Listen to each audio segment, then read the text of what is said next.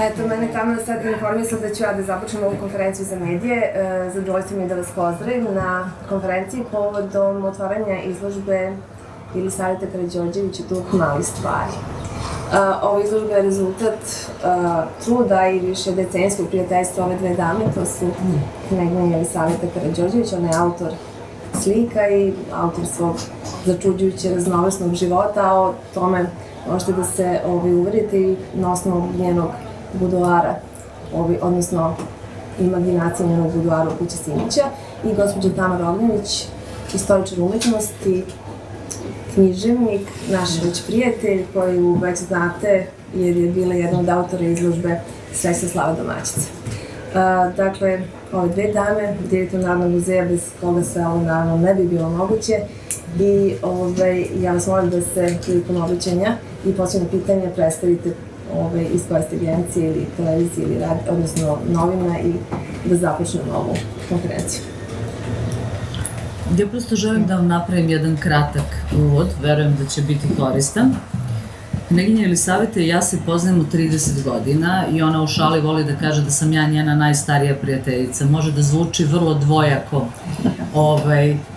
kako god, jer ja ću samo da vas podsjetim da je ona prvi član Doma Karađorđevića koji se vratio u zemlju na jedan vrlo zanimljiv način 1987. godine.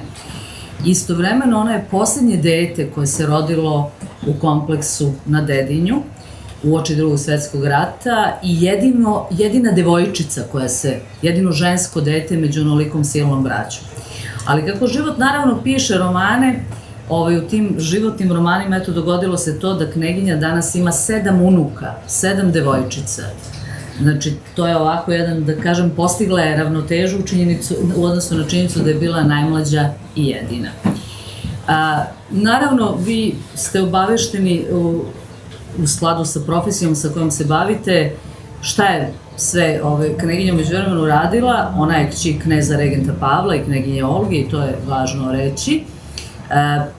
Sve one aktivnosti koje je preduzela da bi rehabilitovala svog oca i za divno čudo u zemlji Srbije uspela u gotovo neverovatnoj misiji da to uradi. No, međutim, kroz sva naša poznanstva, kroz sva naša druženja, meni je naravno bio poznat jedan podatak koji možda nije bio toliko zanimljiv javnosti, a to je činjenica da je knjeginja diplomirala umetnost u Francuskoj. Ona je dete, kao što znate, sigurno jednog od najvećih poznavalaca umetnosti među ovdašnjim vladarima. To je takođe poznato. Poznato je da je knez Pavle osnivač muzeja kneza Pavla, da je nabavio gotovo 500 akvizicija moderne evropske umetnosti. Jedan čovek koji je imao delikatan ukus, jedan pravi renesansni princ, kada govorimo, ja sam istoričar umetnosti pa o tome mogu vrlo kompetentno da govorim. Međutim, ono što mi zapravo ne znamo je da je knjeginjin deda po majci, grčki princ Nikola, bio vrlo talentovan slikar i da jednog momenta kada porodica njegova ode u egzil, on svoju porodicu izdržava u Francuskoj prodajući svoja umetnička dela. Takođe, knjeginjina rođena tetka, rođena sestra njene majke, knjeginja Marina, udata vojvotkinja od Kenta, je izvanredno talentovana slikarka i vrhunski portretista. Imaćete prilike kada se prošetamo, vidjet ćete jedan mali portret upravo oca njihovog Olginog i Marininog Nikole, koji je naslikala vojvotkinja od Kenta. Mi takođe u porodici Karađorđević imamo jednog fantastičnog čoveka i to je taj sticaj nekih životnih okolnosti, princa Božidara Karađorđevića. O njemu ćemo jedne prilike da pričamo intenzivnije. On je zaista bio umetnik u punom kapacitetu i predstavljao se kao umetnik, a sticaj okolnosti je hteo da, on je živeo u Francuskoj, bio je, s jedne strane bio je unuk Karađorđa, sa druge strane je bio unuk kapetana Miše Anastasijevića, znači, i sticaj okolnosti je hteo, on je preminuo 1908. godine, inače jako dugo vremena radio kao vaš kolega, kao profesionalni novinar Figaroa, i na krunisanje kralja Petra I. Karađorđevića došao je kao dopisnik Figaroa. I kada su ga zaustavili na peronu u Topčideru i rekli ne može se sad ovde, ne mogu da uđu novinari, on je izvadio svoju novinarsku legitimaciju na kojoj je pisalo knez Božidar Karađorđević i rekao ja sam komad nameštaja sa tog dvora. Vrsan slikar, zlatar, izvaredan primenjaš, čovjek koji je 7 jezika govorio, koji je između ostalog jedan od osnivača Enciklopedije Britanike, kao što vidite jedna sjajna ličnost. Međutim, hoće sticaj okolnosti, on je preminuo 1908. godine u Parizu, sahranjen je na Père Lachaise-u i bio je vrlo mlad, 44 godine kad je preminuo od tifusa, da jedno njegovo fantastično ulje na platnu upravo knez Pavle Karađorđević otkupi i sačuva ga u svom muzeju i mi ga zahvaljujući toj akviziciji danas imamo u Narodnom muzeju u Beogradu divno jedno ulje koje se zove Venecijanski kanali.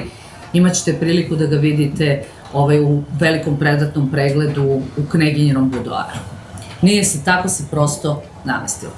Dakle, na sve ono što znamo istorijskih okolnosti, eto, ne znamo taj jedan zanimljiv detalj da je naša kneginja diplomirala umetnost i ono što ni ja čak nisam znala kao neko ko se sa njom druži godinama, da ona tako intenzivno rado, znam da fotografiše vrlo rado, ali nisam znala da u toj meri aktivno crta, slika i radi, možemo slobodno reći, jednu kombinovanu umetničku multimedijalnu tehniku.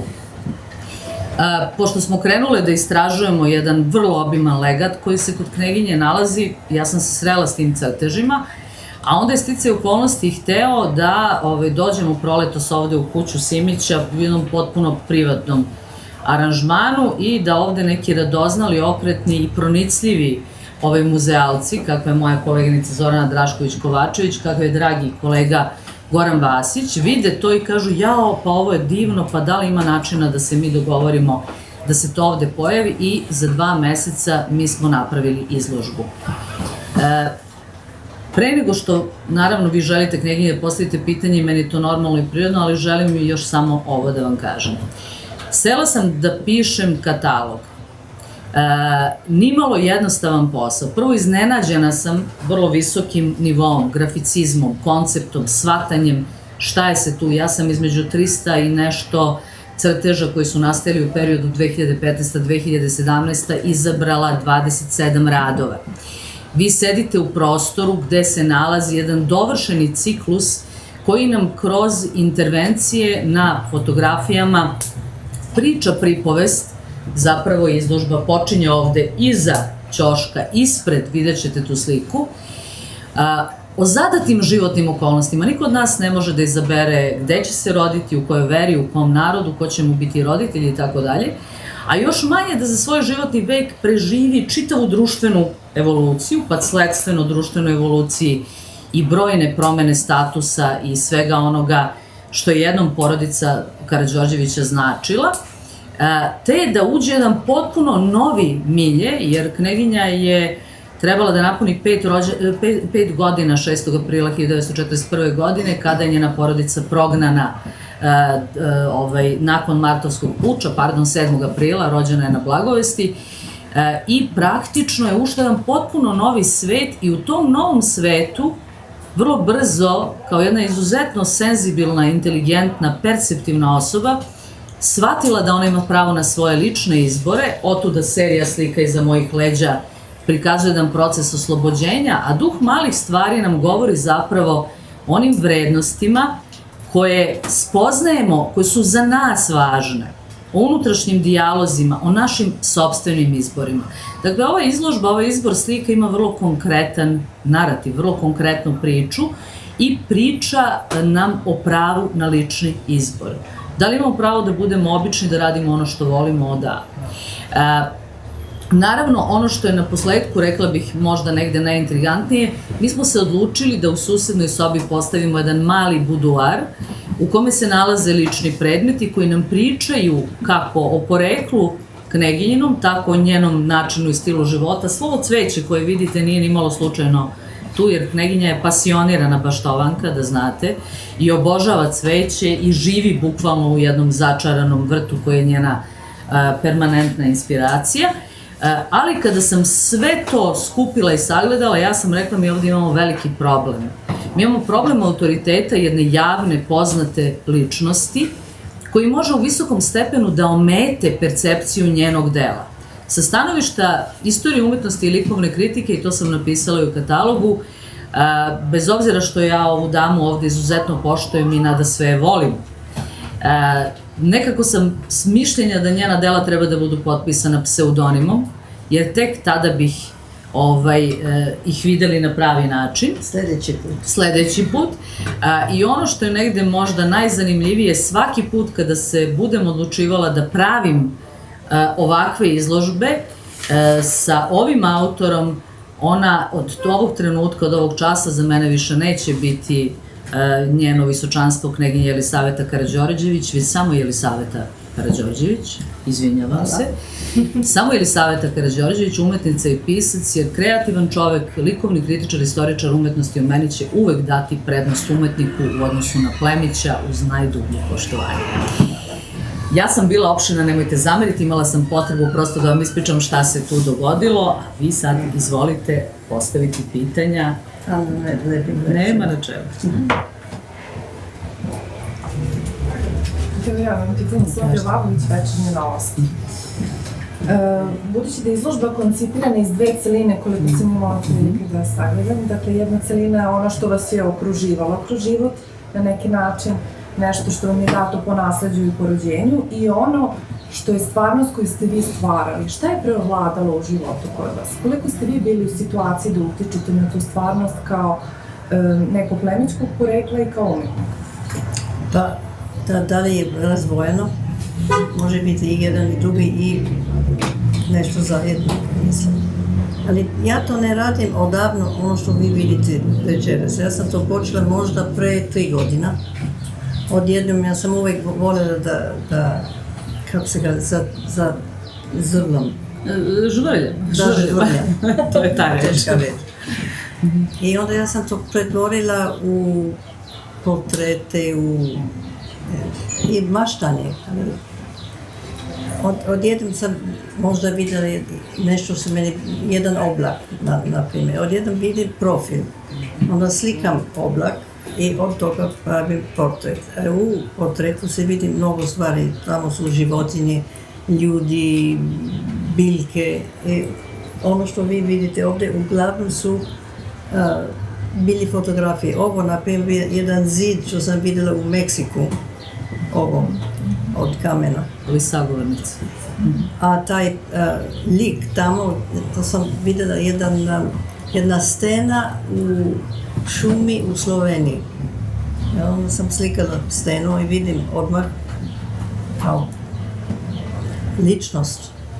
Onda sam, ako gledate pažljivo, vidjet ćete drugi ljudi unutra, male figure. To je kao hobi, ali to stvarno mene zanima. Ali još jedna stvar je zanima, a to je da bi ona zaista volila da zna šta drugi ljudi vide. Zato smo se malo igrali, znate, ostavili smo u ovom delu fotografije bez intervencije. Šta vide drugi ljudi na tim slikama ili u nekim asocijacijama? Da, kada imat ćemo naš workshop. Da, i ovu izložbu će pratiti jedna radionica koja će biti blagovremeno najavljena. Mogu ja? Da, može. Nataša Đorđević, Radio televizija Kruševac. Da li su Kruševljani prvi koji vide ovu postavku? Jeste. I koliko ova izložba nastavlja misiju rehabilitacije vašeg oca i vaše porodice? Možda to je nešto, ne znam, da li je kontinuitet. Ja sam došla ovdje, kako kaže Tamara, 87. godine. Od tada ja sam došla mnogo puta, stvorila sam fondaciju, onda sam htjela za rehabilitaciju moga oca, onda sam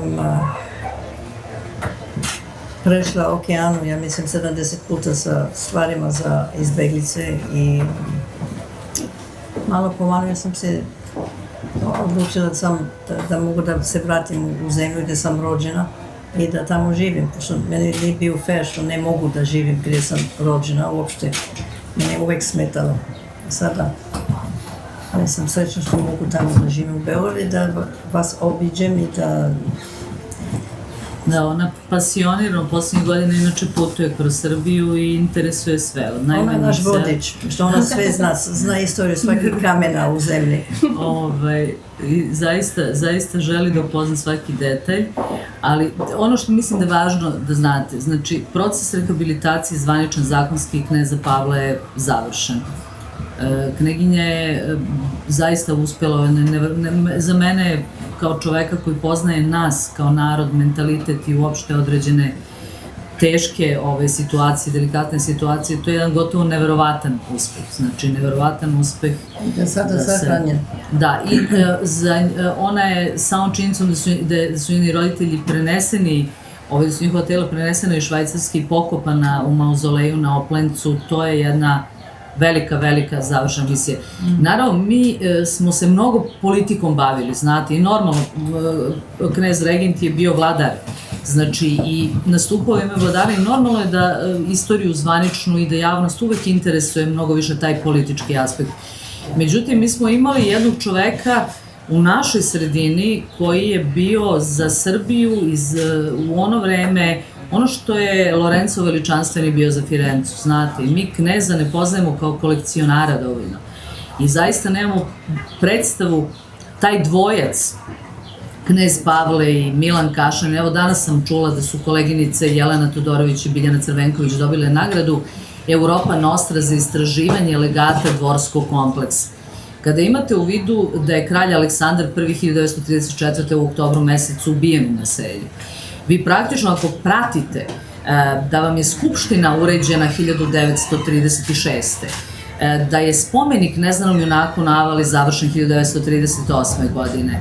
Ja vam samo dajem neke ad hoc, da je kompletan Beli dvor uređen i opremljen, znači nakon 1934. godine, vi shvatate da je to knez Pavle Karađorđević. Znači, nigde to niko od kolega mojih neće u historiografiji istaći i vi vidite po načinu gde mi često i danas imamo, da tako kažem, u tom kulturnoj toj sferi mali sukob.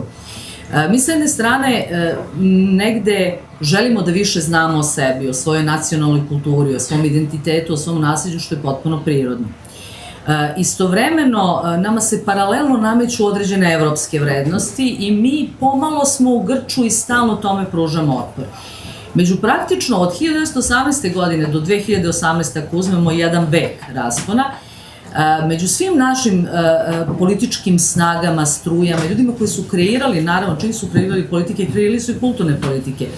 Knez Pavle je zapravo bio jedina ličnost koja je uspela da sa jedne strane pomiri ono što je kulturni identitet Srba, što je mogao, jer je radio sa jednim fantastičnim istoričarom umetnosti Milanom Kašaninom, koji je doktorirao na Sorboni na Beloj crkvi u Karanu, bio medijevista par excellence i bio vrsan likovni kritičar, a sa druge strane da kroz vrlo vredne kolekcije i impresionista i postimpresionista, ali i majstora pozne renesanse, onda baroknih majstora, uvede određene evropske vrednosti i da ih stavi pred oči javnosti.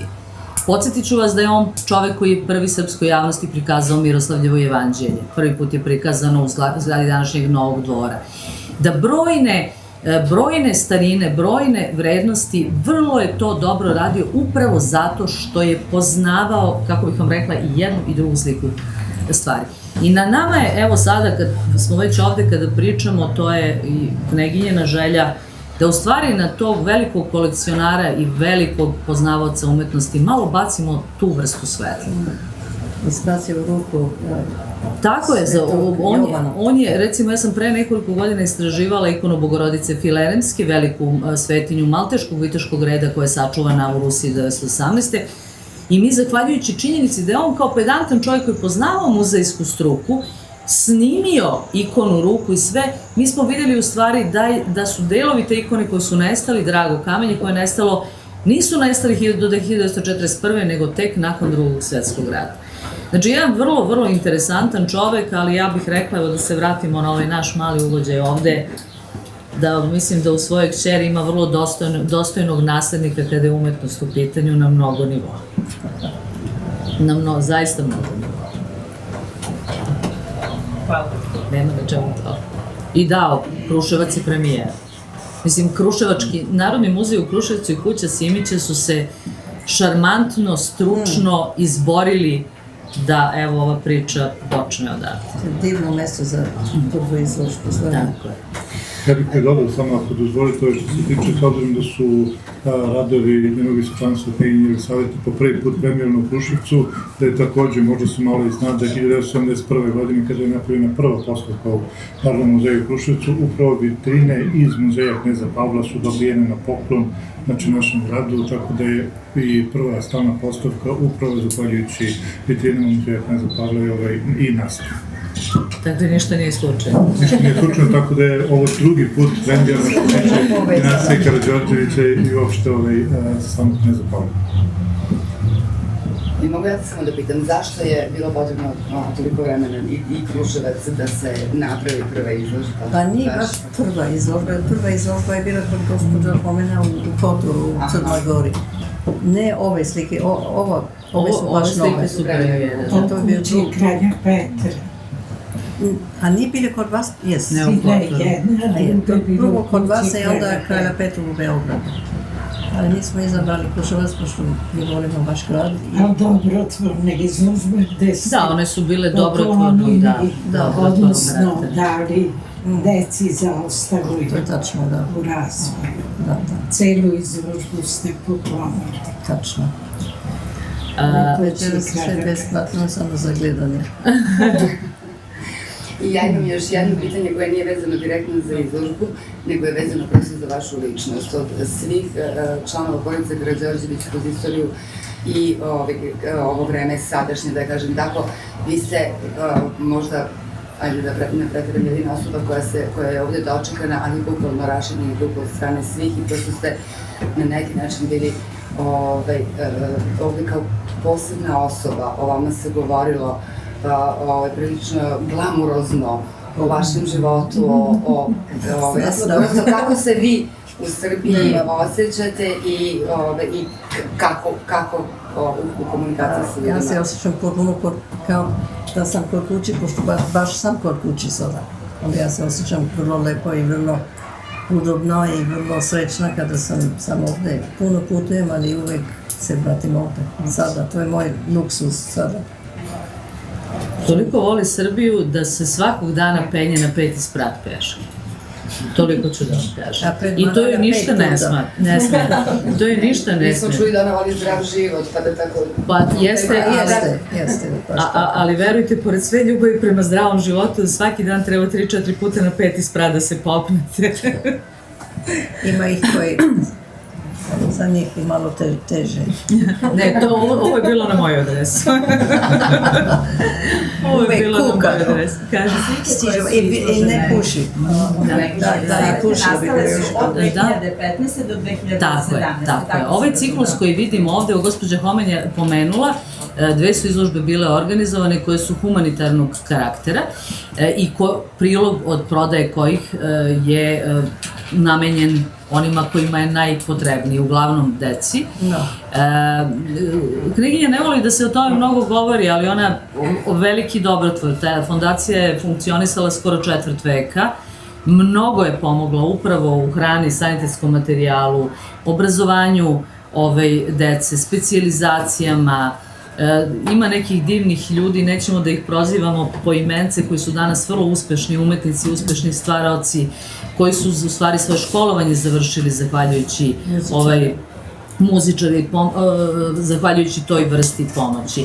Ali mislim da je ono što je divno, mi smo negde uvijek malo demoralisani i svi bismo negde da bežimo. Upravo meni lično je to da neko odluči da u trenutku najvećeg loma nestajanja jedne države i svega ostalog se vrati kući i da tako veliku emociju ima prema svemu što je vezano za ovo tle. To je za mene lično to je inspiracija. Da li misliš, to je zato što sam ovdje rođena? Ne znam, svi imamo neki domaći zadatak. Ja mislim da ti imaš tvoj domaći zadatak. Mnogo su ovdje rođeni, pa ne. Da. Ja ne znam da li je to logično ili nije, ali... Pa eto, ona se tako, ja se sećam tih davnih 80-ih godina, neverovatno je, znate, neko ko ima 5 godina ona je sa takvom energijom ušla u Beli dvor i takvi se detalja seća, oni su zaista tamo, oni su zaista prisutni u tom prostoru i bilo je ovako i nekih vrlo emotivnih, što je normalno. Prosto ne biste očekivali da neko u tom uzrastu može da upamti, da memoriše sve, taj jedan kratki interval života provedeno. Ipak je bio moj dom. Da, to je tačno. Da li bi mogla da dopunim samo jednu rečenicu? Stoji već nekoliko godina obaveza države da donese zakon o imovini Karađorđevića. To do danas nije urađeno. Sve što vidite u Belom dvoru je svojina princeze i njenog brata pokojnog, do čega ona ne može dan današnji da dođe, jer je donet zakon o zaštiti sveobuhvatnih dvorova, ali svaka stvar koja se nalazi u Belom dvoru pripada porodici Karađorđevića, ali ne svi, regentu, knjeginji Olgi, Jelisaveti i njenom pokojnom bratu, odnosno potomcima.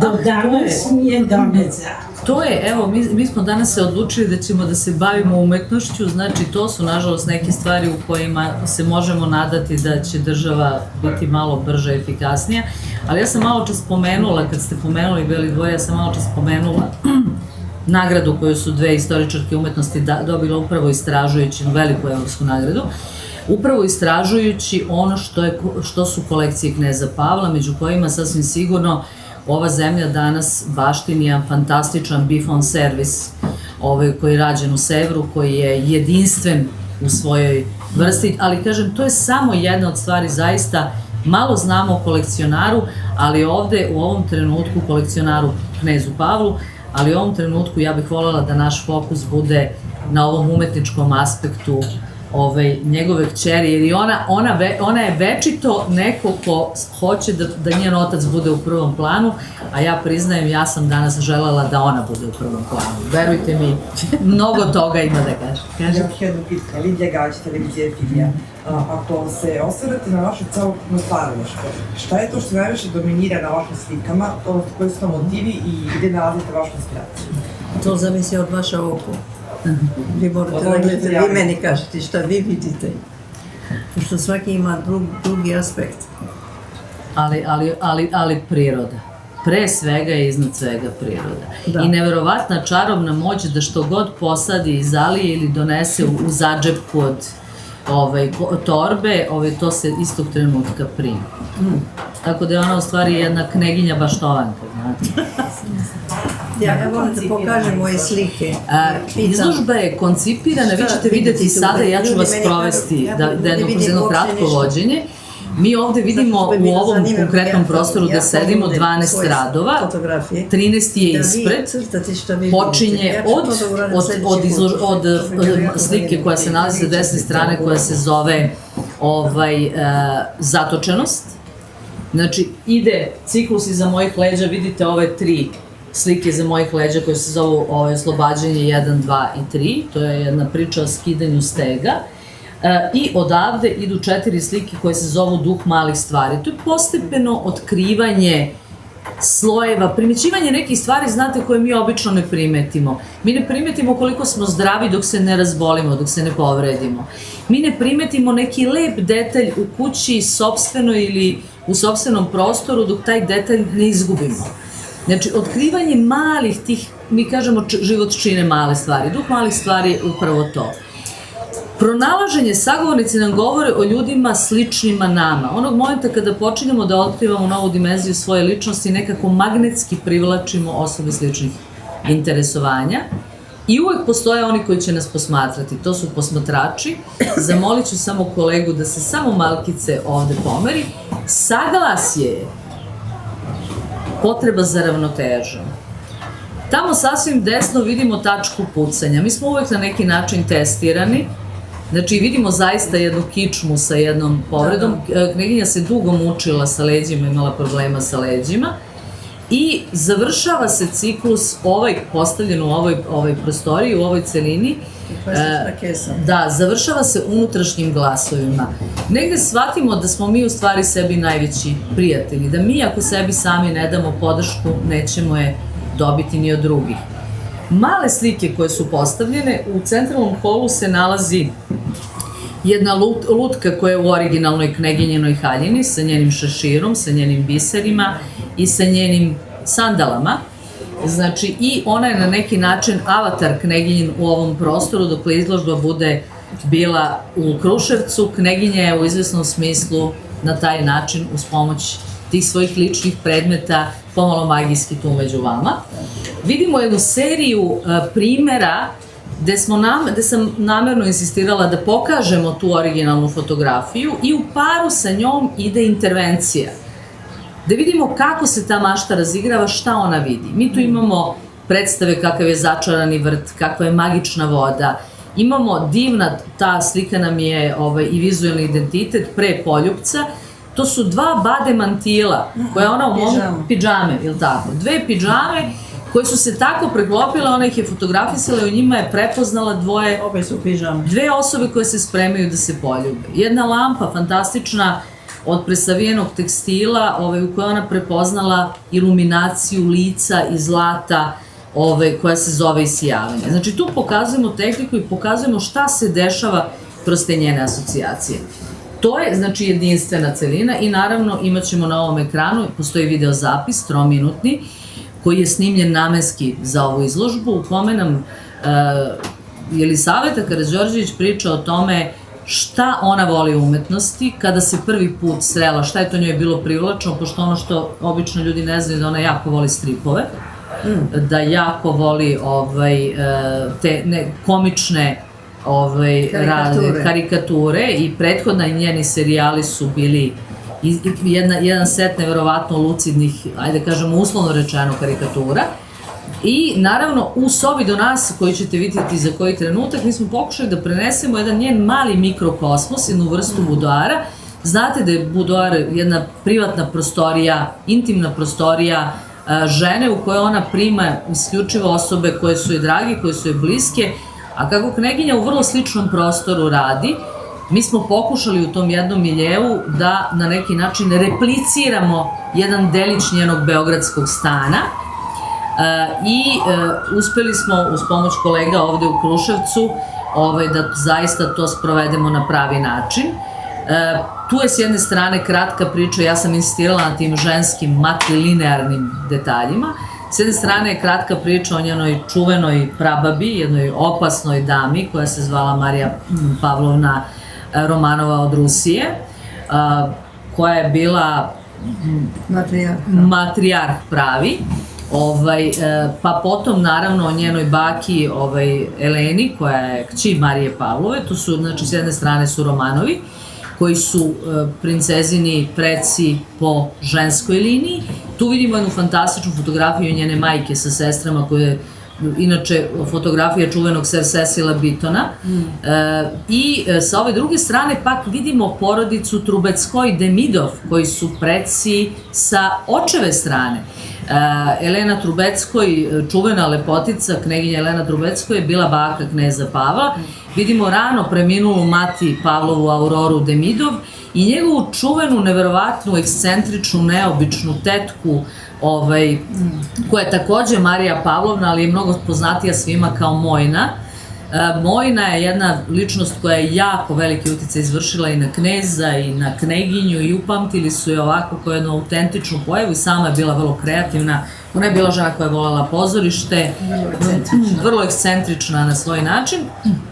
I stvorili smo jedan štimung, tu je jedan servis za čaj iz kolekcije Demidov koji pripada princezi lično.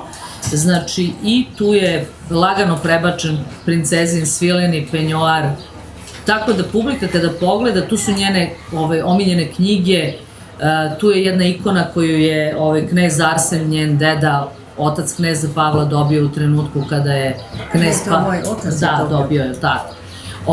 U svakom slučaju, znači, pokušali smo da jedan dašak tog njenog ambijenta u kome ona živi u Beogradu sa uspomenama, ali naravno tu su i slike njene porodice, sadašnje njene dece, prenesemo i da kažemo da, to je taj prostor i u takvom prostoru ona radi i stvara, a vidite, prostor je takav, a rezultat je ovakav.